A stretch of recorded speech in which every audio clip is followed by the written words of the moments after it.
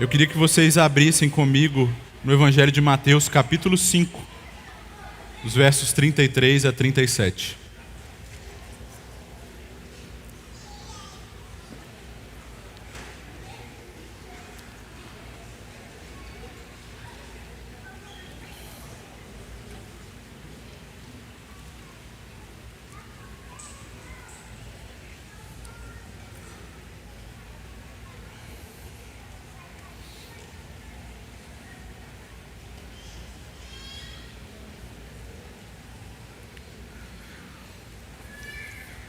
Queridos, é um imenso privilégio para mim estar aqui.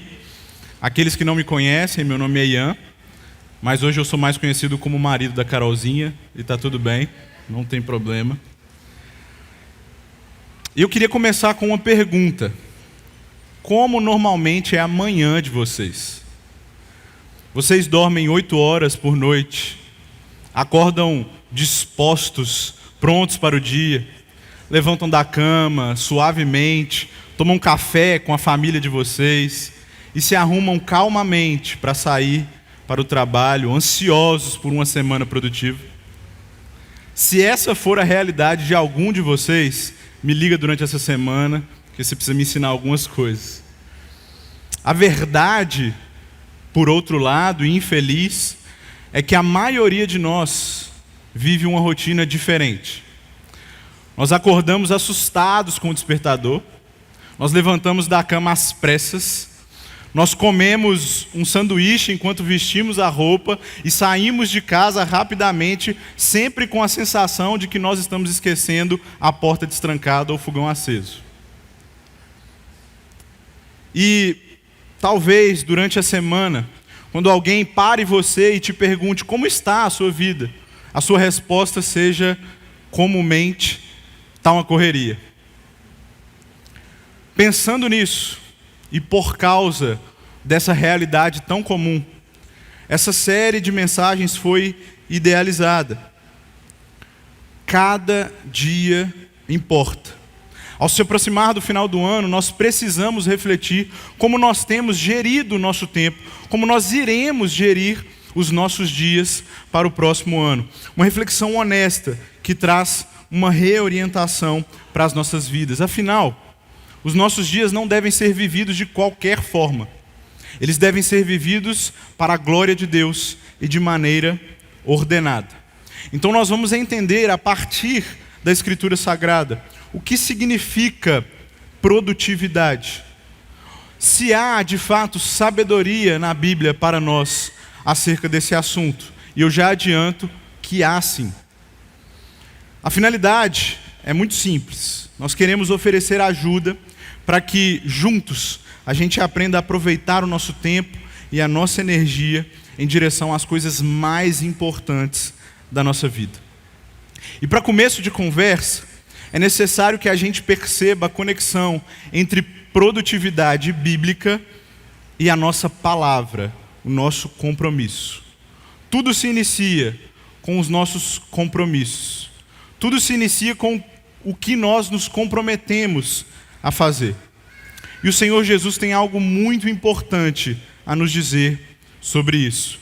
Então volte seus olhos agora para o texto, Mateus capítulo 5, dos versos 33 ao 37.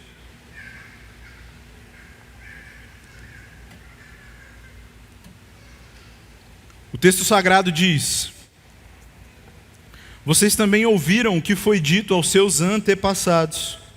Não jure falsamente, mas cumpra os juramentos que você fez diante do Senhor. Mas eu lhes digo, não jurem de forma alguma, nem pelos céus, porque é o trono de Deus, nem pela terra, porque é o estrado dos seus pés, nem por Jerusalém, porque é a cidade do grande rei. E não jure pela sua cabeça, pois você não pode tornar branco ou preto nem um fio do seu cabelo. Seja o seu sim, sim, e o seu não, não. E o que passar disso vem do maligno. Vamos orar outra vez? Senhor, nos dê graça nesse momento. Nos ajude a compreender a Tua palavra e que o Teu Espírito Santo aplique-o em nossas vidas. Em humildade, eu e meus irmãos pedimos ao Senhor, nos ensine, nos instrua, nos exorte, nos console essa manhã. Nós precisamos da Tua presença e nós confiamos que o Senhor está aqui conosco. Em nome de Jesus. Amém. Não há melhor modo de começar uma série de mensagens do que com a melhor série de mensagens de todos os tempos, a saber, o Sermão do Monte. Esse sermão de Jesus está localizado no início do seu ministério, na província da Galileia, quando ele está, a partir de então, ensinando, transmitindo aos seus seguidores como eles deveriam viver de acordo com o reino de Deus. Que tipo de caráter os discípulos de Jesus deveriam ter? Qual é o tipo de seguidor de Jesus? Como ele deve se comportar?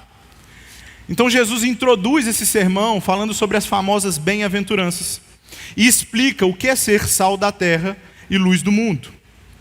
Depois, Jesus esclarece que ele não veio para abolir a lei, mas para cumpri-la. Os seguidores de Jesus, os verdadeiros seguidores, deveriam ter um padrão moral, um padrão de justiça conformado à lei. Mas para isso, eles não deveriam olhar para os fariseus ou para os escribas. Afinal de contas, estes e aqueles tinham muito mais interesse no que era exterior, na aparência e na literalidade, muitas vezes distorcida, da lei. A exigência de Jesus, portanto, é de uma justiça superior à dos fariseus e escribas.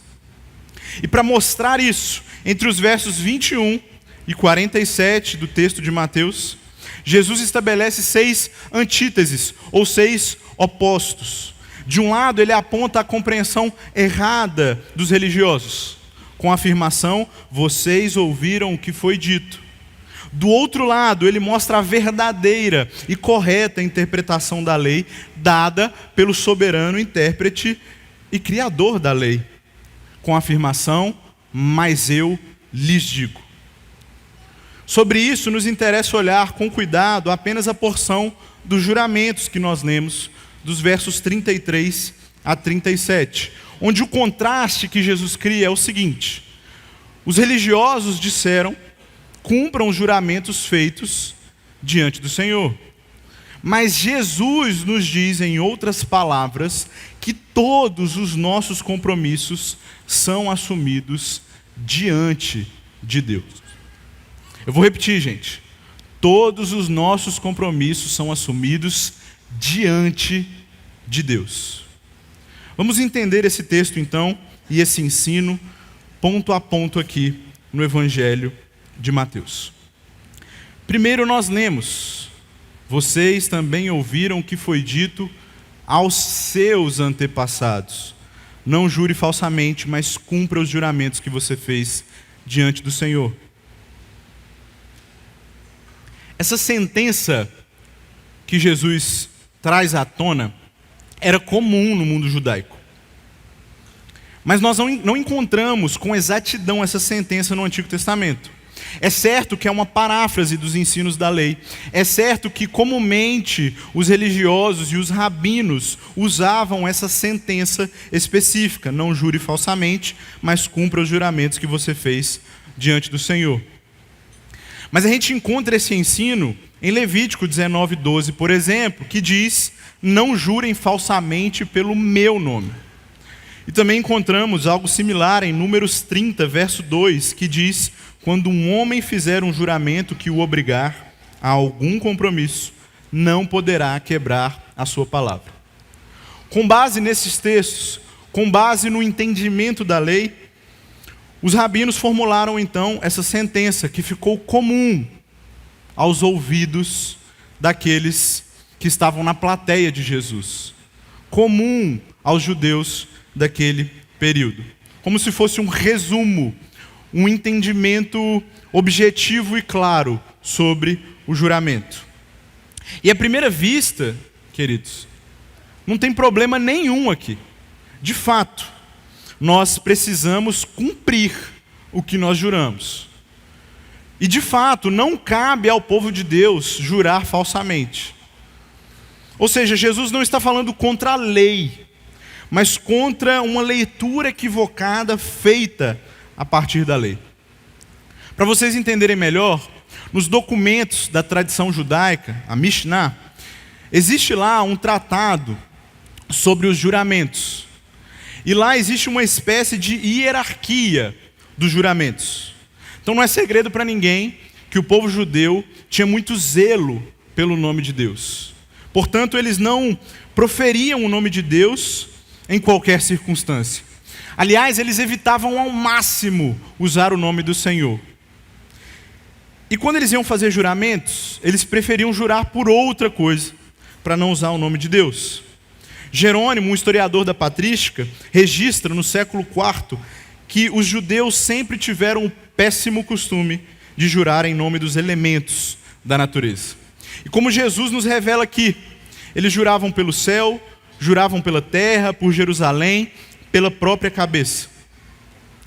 E por causa disso, alguns juramentos podiam ser descumpridos. Afinal, eles não estavam jurando pelo nome de Deus, ou por causa ou em nome de alguma coisa sagrada. Se você jurar por Y, você pode descumprir. Mas se jurar por X, você precisa cumprir. Essa era a ideia na mente daqueles religiosos. Eu me lembro, quando eu me converti, há 12 anos atrás, e toda vez que eu falava eu juro, ou eu juro por Deus, me corrigiam. Até que um dia, o líder da célula onde eu me converti, disse o seguinte: meu irmão, não pode jurar, Jesus disse que não pode, então fala assim, eu prometo. Ou então, se você quer falar como um crente, diz assim, sim, sim, não, não. Em outras palavras, o que estava sendo me ensinado, erroneamente naquele momento, você só não pode falar a palavra, juro. Mas você pode dar um ar de confiança maior para o que você está dizendo. Você pode prometer, você pode dar esse ar de solenidade para o que você está dizendo. O que você não pode é dizer a palavra juro. Isso é exatamente o que aqueles religiosos faziam. É o legalismo, é se apegar à literalidade da lei, à vírgula exata, quando na verdade nós deveríamos olhar para o espírito da lei. Ou seja, Jesus, mais uma vez, não está condenando a lei. O que Jesus está fazendo, o seu repúdio está justamente nesse ensino medíocre dos religiosos, de tentar encontrar uma forma de burlar a moral, a ética do reino. Coisa que devemos assumir, queridos, nós fazemos vez por outra. Mas Jesus então explica, a partir de agora, como esta lei, como este mandamento, como essa ordenança deveria ser entendida e seguida. Então ele diz, vocês ouviram o que foi dito pelos antigos rabinos, mas eu lhes digo. Jesus não vai agora, gente, formular uma nova lei. Ele não vai inovar. Não. O que ele vai fazer é recuperar o entendimento legislativo, o entendimento correto. E ele vai dizer, não jurem de forma alguma, nem pelos céus, porque é o trono de Deus, nem pela terra, porque é o estrado dos seus pés, nem por Jerusalém, porque é a cidade do grande rei, e não jure pela sua cabeça, porque você não pode tornar branco ou preto nenhum fio do seu cabelo. Em resumo, não tem para onde correr. Qualquer coisa pelo qual nós podemos jurar está relacionado com o Senhor. Os céus é o trono dele, a terra é o estrado dos seus pés, Jerusalém é a cidade do grande rei, e as nossas cabeças pertencem a ele. Ele nos governa. Não adianta, gente. Como diz o teólogo Don Carson, todo juramento implicitamente é feito em nome de Deus. E aí surge uma pergunta que talvez vocês estejam se fazendo. Afinal de contas, Jesus está proibindo os juramentos?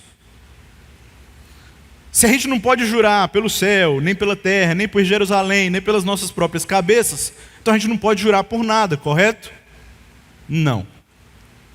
Alguns grupos sectários e heréticos, como os Quakers, anabatistas e as Testemunhas de Jeová, entendem isso. Inclusive, eles se recusam até mesmo a fazer juramento no tribunal.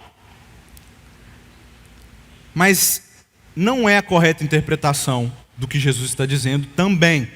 E para isso eu queria trazer o que o Dr. William Hendrickson fala ao comentar esse texto. Ora, foi com um juramento que Abrão confirmou suas promessas ao rei de Sodoma e Abimeleque, em Gênesis 14 e 21, respectivamente. Abraão igualmente exigiu que o seu servo jurasse, em Gênesis 24. O juramento é igualmente mencionado em conexão com Isaac, Jacó, José, com os príncipes da congregação, em Josué 9, com os filhos de Israel, em Juízes 21. E o próprio Deus faz juramentos, como podemos ver em Gênesis 22, Salmos 89, Jeremias 11, Lucas 1, entre outros textos. E se nós não estamos convencidos, foi o próprio Jesus que, sob juramento, declarou ser o Filho de Deus, em Mateus 26. Ou seja, olhando para a Escritura, haveria aqui uma contradição. Se de fato o juramento fosse proibido por Jesus, se de fato jurar por si só fosse pecaminoso, não é a lógica. Inclusive, em acordo com o ensino bíblico, a nossa confissão de fé, no capítulo 22, sobre os juramentos legais e votos, estabelece o seguinte: o juramento deve ser prestado conforme o sentido claro e óbvio das palavras, sendo prestado com referência a qualquer coisa não pecaminosa e obriga ao cumprimento. Toda a fé cristã, queridos, para fazer um apanhado aqui, na verdade, está alicerçada no princípio bíblico da aliança. Nós sabemos disso, e alianças não se fazem sem juramentos. Então, para finalizar, Jesus não está proibindo o juramento de qualquer forma. Na verdade, talvez seria até mais simples se fosse assim. Só exterior, só uma palavra. Mas é mais profundo. O que na verdade Jesus está dizendo aqui é que a verdade deve ser protegida. O compromisso feito deve ser executado. A questão não é o juramento, mas o cumprimento, a integridade e a fidelidade. Agostinho está certo quando afirma que o Senhor não quis que nos expuséssemos ao juramento falso, mas longe dele proibir que nós jurássemos. Tem ocasiões, queridos, que é importante, imperioso que a gente use o juramento. Como no tribunal, por exemplo, chamando ao Senhor como nossa testemunha. Tem momentos que precisamos fazer votos e promessas, como no casamento. Ou como quando nós estamos sendo batizados e recebidos no corpo de Cristo. Momentos solenes como esses merecem sim que o juramento seja invocado. O que nós precisamos entender, por outro lado, é que Jesus e a lei está protegendo alguma coisa e promovendo outra coisa. O que a lei está protegendo é o caos que a mentira traz. Está nos protegendo da falta de confiança, do engano, da desonestidade, do falso testemunho. O que a lei está promovendo é a verdade, a confiança, a honestidade e o compromisso. Tem uma história que contam sobre Tomás de Aquino, que ele tinha um amigo monge também, e aí um dia esse amigo dele, querendo fazer uma brincadeira com ele, chamou Tomás e falou assim: Tomás, vem ver, tem um boi voando no céu. Tomás de Aquino foi olhando para cima, procurando o boi, e o amigo dele começou a rir. Falou: meu irmão, você, parafraseando aqui a linguagem do amigo, você lê tantos livros que você realmente acreditou que um boi estivesse voando, e Tomás de Aquino respondeu: eu prefiro acreditar que tem um boi voando do que um cristão mentindo.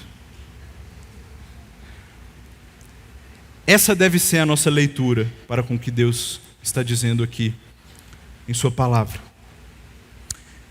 E aí Jesus finaliza mostrando e aplicando a sua interpretação no verso 37, mirando o que deve estar por trás de cada palavra pronunciada por ele antes, quando ele diz: seja o seu sim, sim, e seja o seu não, não.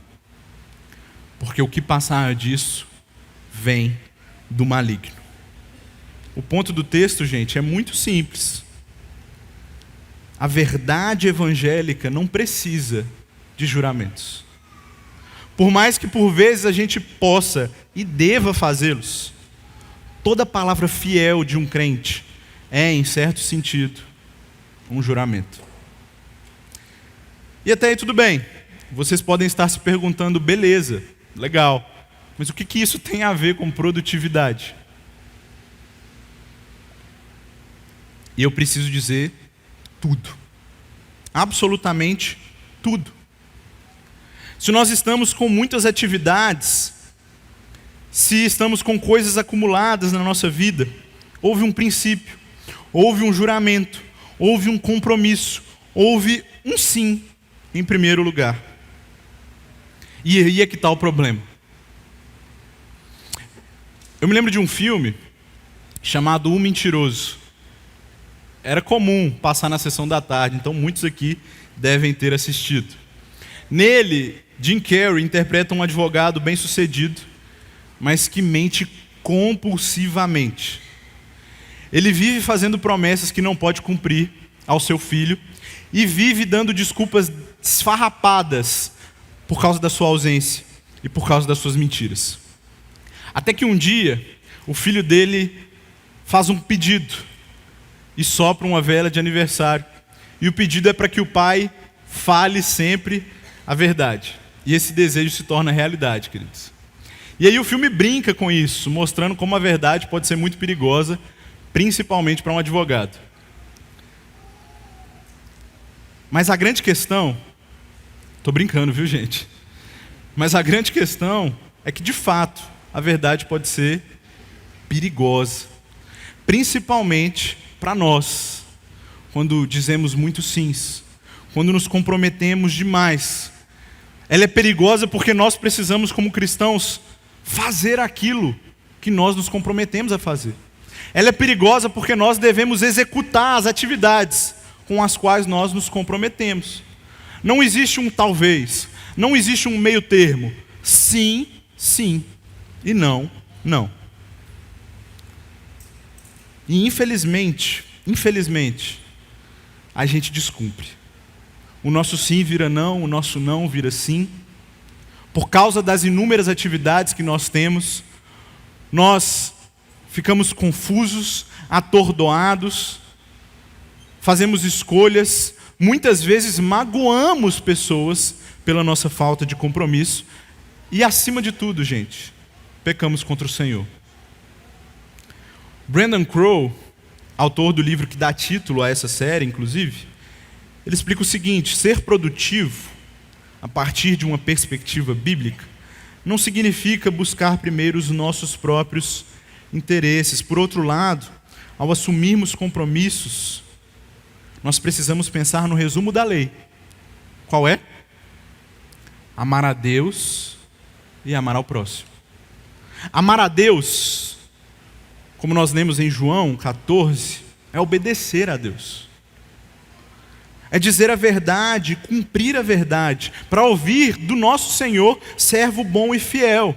É o compromisso da nossa palavra com a verdade que vem do Espírito da verdade. Esse é o nosso primeiro compromisso com o Senhor. E amar ao próximo, por sua vez, é servir ao próximo, como bom mordomo dos dons de Deus. Então, gente, se você é um gerente, deve ser um bom gerente, Amar ao próximo significa administrar o seu tempo e o tempo das pessoas que estão sob a sua direção. Significa amar os seus clientes. E significa trabalhar com zelo pela sua companhia. Se você é um estudante, você deve honrar os prazos que você tem na entrega dos seus trabalhos. Honrar os seus pais que investem tanto em você, no seu estudo. E honrar aqueles que um dia se submeterão aos privilégios e aos desfrutes do seu trabalho. Se você é um pai ou uma mãe, deve amar os seus filhos, dando a eles tempo, paciência, amor, cuidado, não deixando-os de lado por outras atividades aparentemente mais importantes para você. Se você é um líder de pequeno grupo, deve ser responsável com isso, sabendo dizer sim quando seus liderados precisarem de você e sabendo exortá-los na hora apropriada. Se marcamos um encontro, a gente precisa ir. Se a gente pega dinheiro emprestado, nós precisamos pagar. Se nós prometemos alguma coisa às nossas esposas, devemos realizar imediatamente. E aí só as mulheres dizem amém agora. Pelo menos. A questão, gente, é que a gente precisa ter muito cuidado. Muito cuidado com os compromissos que nós fazemos. Como dito antes, é matéria de integridade, envolve fidelidade. Fidelidade para com Deus e fidelidade para com os outros. O céu é o trono de Deus, a terra o estrado dos seus pés. O casamento é a expressão visível da relação trinitária. O trabalho tem relação com ser imagem de Deus. O descanso é um reflexo do Shabá instituído pelo Senhor. Todos esses compromissos que nós fazemos, seja com alguma coisa, seja com alguém, nós estamos nos comprometendo com o próprio Deus. E precisamos cumprir. Ponto. E se por um lado nós devemos cumprir o que nós dizemos, por outro lado a gente deve ter cuidado com o que nós dizemos que vamos cumprir. E aí eu cito um outro filme, também do Jim Carrey, mais recente, chamado Sim, Senhor. Nesse filme ele não é um personagem mentiroso, mas ele é um homem completamente ranzinza, que diz não para tudo. Ele prefere o ócio do que realizar qualquer atividade para a qual ele é chamado. Só que ele faz um curso de autoajuda, e aí está um perigo nos cursos de autoajuda, tá, gente? Cuidado. E nesse curso ele aprende que ele deve dizer sim a tudo. E no início, a qualidade de vida dele melhora. Ele desfruta de novas experiências, ele se torna mais sociável, ele se percebe como mais útil para as outras pessoas. O problema é que sim atrás de sim vai tornando a vida dele um caos. Ele começa a se sentir em maus lençóis pela dificuldade de cumprir todos os compromissos que ele faz.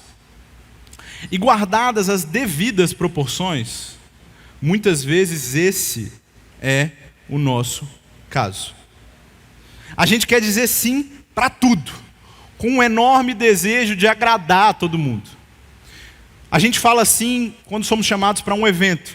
Às vezes dizemos sim para 2 atividades no mesmo dia, e eu assumo que já fiz isso algumas vezes. Você não consegue dar uma atenção específica para alguém que precisa naquele momento. Você também não consegue realizar as suas atividades direito. Não consegue fazer o que precisa no seu trabalho por causa de tantas atividades que você acabou assumindo. E aí o tempo que nós temos para desfrutar da nossa família é minimizado.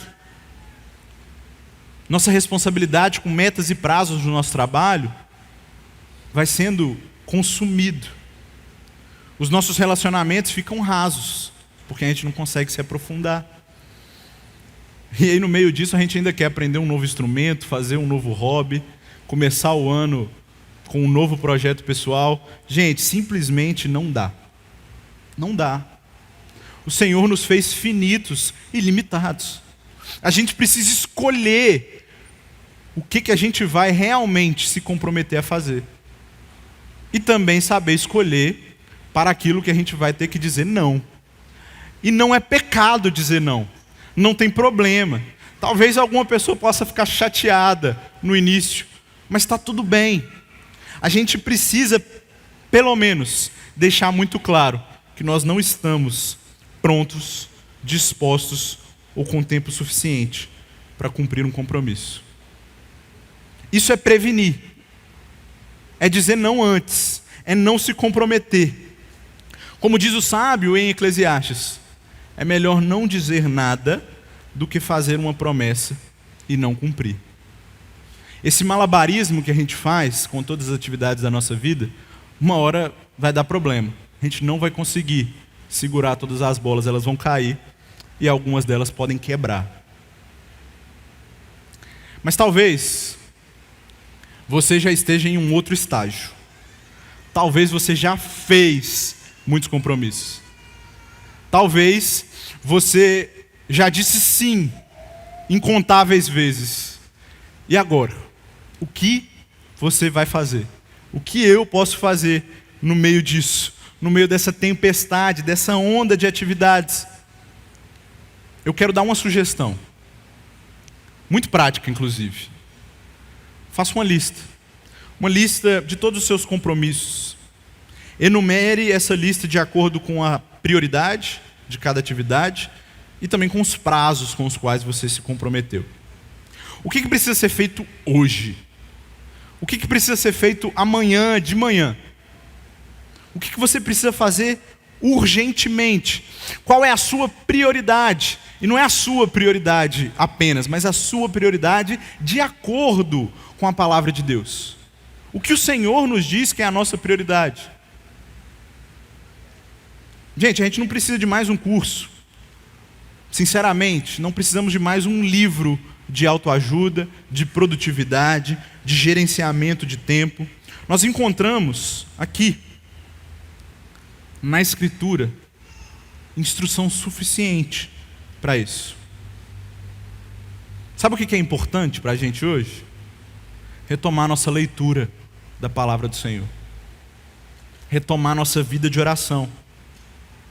É importante que amanhã você cumpra os prazos do seu trabalho e seja diligente na sua atividade. É imperioso que você durma toda noite. E é inegociável que você venha cultuar o Senhor. Existem prioridades muito claras para nós, que não são negociáveis, que a gente não pode excluir, que não dá para deixar de lado. E isso a gente precisa fazer hoje. Então, se for o caso, querido, você não precisa marcar mais um café essa semana. Você não precisa conhecer uma pessoa nova agora, exatamente. Algumas coisas dá para esperar. E se sua vida está tão desordenada, está tudo bem. Coloque isso em pauta como uma atividade seguinte. Mas não assuma mais um compromisso agora. É muito comum que a gente termine aqui o culto, encerre, encontre algumas pessoas e faça promessas vazias, né? Vamos tomar um café essa semana, vamos se encontrar. Eu não estou falando de ninguém especificamente, eu mesmo já fiz isso algumas vezes, infelizmente. Mas isso revela a nossa cultura de muitas vezes fazer compromissos que sabemos que não vamos cumprir. Eu vou te ligar essa semana, meu irmão. Eu vou orar por você. Eu vou te visitar. Eu sou de Minas, gente. Então lá, quando a gente encontra alguém na rua, existe uma frase. Se você for para lá, você vai já saber como se falar a linguagem do mineiro. E é, passa lá em casa. Qualquer hora. Só que ninguém passa, né? Ou quando passa, você é surpreendido. Não tem nenhum café para oferecer. São promessas vazias. Compromissos vazios. Então a gente precisa se comprometer e cumprir, entendendo nossas prioridades, não fazendo novos compromissos. Em outras palavras, diga sim para o que precisa ser dito sim e diga não para o que precisa ser dito não. Amém, queridos?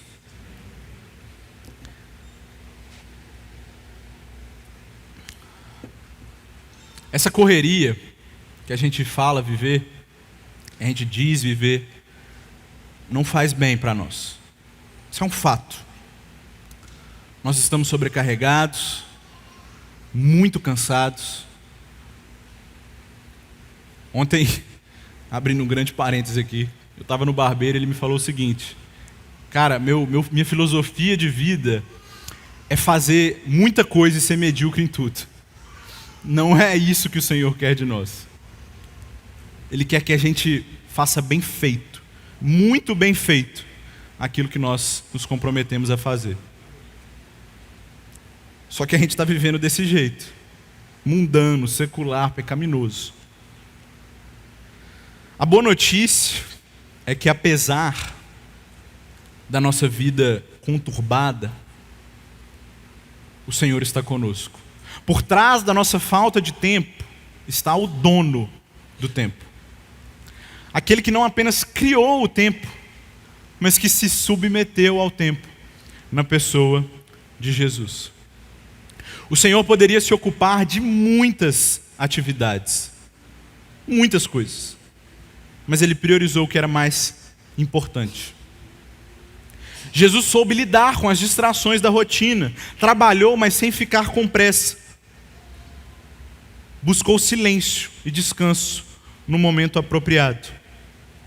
E principalmente, Jesus se comprometeu de forma fiel com a nossa salvação. Olhe para o exemplo de Cristo, queridos. O que Ele veio fazer, Ele fez com produtividade. Ele tinha uma lista de tarefas, mas Ele também tinha espaço para flexibilidade. Ele geria o seu tempo de tal forma que, enquanto estava indo para um lugar, Ele podia parar para curar. Ele geria o seu tempo de tal forma que Ele veio aqui apenas e em última instância para nos salvar do inferno, mas Ele tinha tempo para conversar com pecadores. Ele precisava fielmente cumprir o seu ministério, pregar a boa nova, mas Ele tinha tempo para ir a uma festa de casamento. Esse é o exemplo do nosso Senhor. Mas como nós podemos fazer isso? Como nós podemos seguir o exemplo de Jesus com o seu auxílio?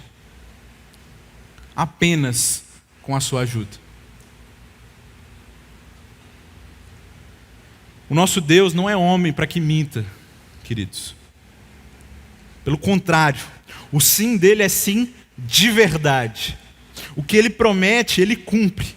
Em Gênesis 3,15 Ele nos disse que da descendência da mulher viria o nosso Salvador, e veja só, Ele cumpriu a sua palavra em Cristo Jesus.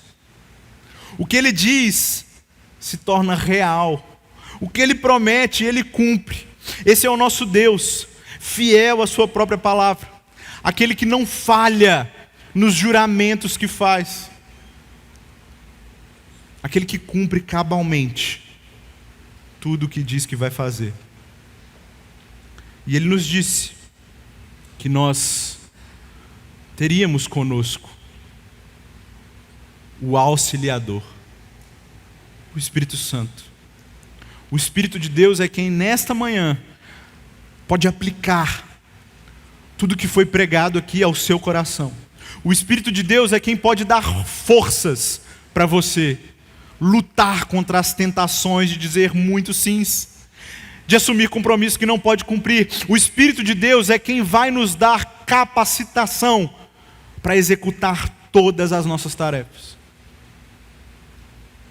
Não é um coach, com todo respeito a essa profissão. Não é mais um livro sobre produtividade, apesar de nós estarmos olhando para o que a Escritura nos diz sobre isso. É o Espírito de Deus que vai reorganizar a sua vida. A terra era sem forma e vazia, o Espírito de Deus parava sobre as águas, as coisas foram ordenadas. Da mesma forma, na nossa vida, o Senhor também pode reorganizar e ordenar todas as coisas. Então eu queria convidar vocês, queridos, a baixar a cabeça e orar nesse momento, pedindo o auxílio dEle